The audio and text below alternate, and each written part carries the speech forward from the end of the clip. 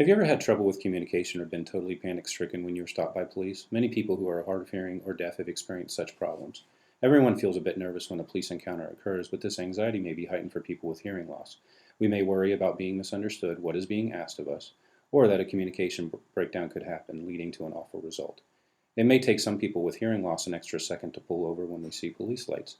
Our heightened anxiety and slowed response time may alarm police officers too and catch them off guard. The police officer may believe that our slowed response time and heightened anxiety mean that we are drunk, being disobedient, or guilty, or some worse offense. The police officer's emotions may become heightened too. I'm here to share with you some information about our project called Highway Hearing Safety. The project was inspired by a man who visited Hear Fayette Program of St. Vincent de Paul in Uniontown, Pennsylvania. With the help of an interpreter, we learned that he had been arrested after a small traffic accident. He had no phone to text, and when helpful motorists offered assistance, he could only respond with his hands and by vocalizing. He was unable to speak to explain what had happened to him. No one had stopped to help. In another case, an older hard of hearing gentleman explained that a gun was drawn on him as he began to get out of his vehicle to talk to the officer. He failed to hear the verbal warnings of the police officer to stay in the car. All he could say was an angry face, and the gun was drawn on him. He was really scared. After learning about their stories and the stories of many other people in our community, we decided to meet with area, city, and state police officers about the problems they may have had experienced when encountering deaf and hard of hearing individuals. We also spoke to EMT, emergency medical teams, firefighters, and disaster crisis teams and learned about the different problems in communicating medical information at accident scenes. We researched about what other people have done in other parts of the country about problems that deaf and hard of hearing people have in communication interactions with police and other emergency personnel.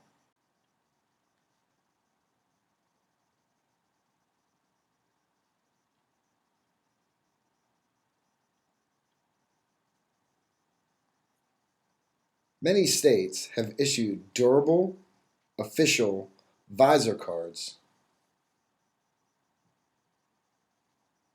Commercial websites offer these cards that may be downloaded, printed, and attached to the driver's side visor. The card can then be turned to the window so that an officer can read the message that the person is hard of hearing or deaf. Here are some examples.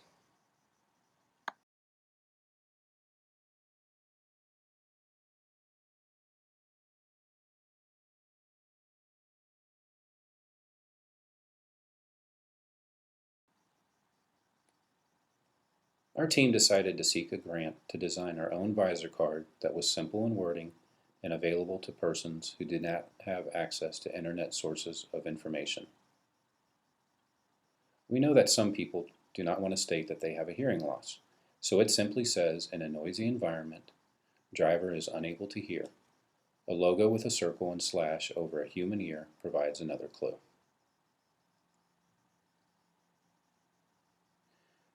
Communication tips are listed on the card for officers and other personnel, and a block contains the instructions to the driver to keep both hands on the steering wheel until the officer approaches and asks for license, insurance, and registration.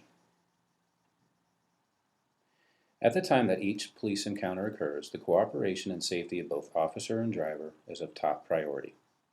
It is important to remember that this could be a dangerous and emotionally charged situation, and both parties may need to adjust their behavior and methods of communication. When you communicate with the police officer, never nod your head if you do not understand. Offer a pen and paper and state what strategies may help you to understand what is being said. Included in our informational brochure is the message, "The officer's safety cannot be compromised."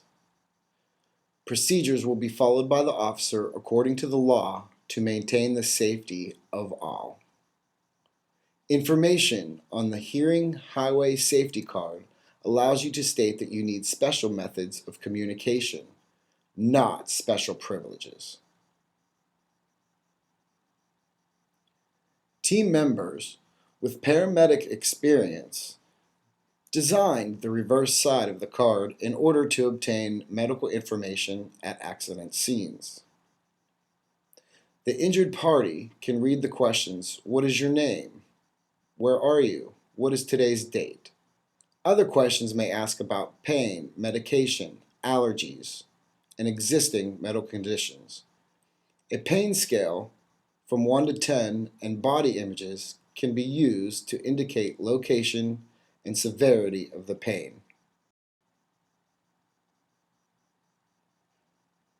You can see these here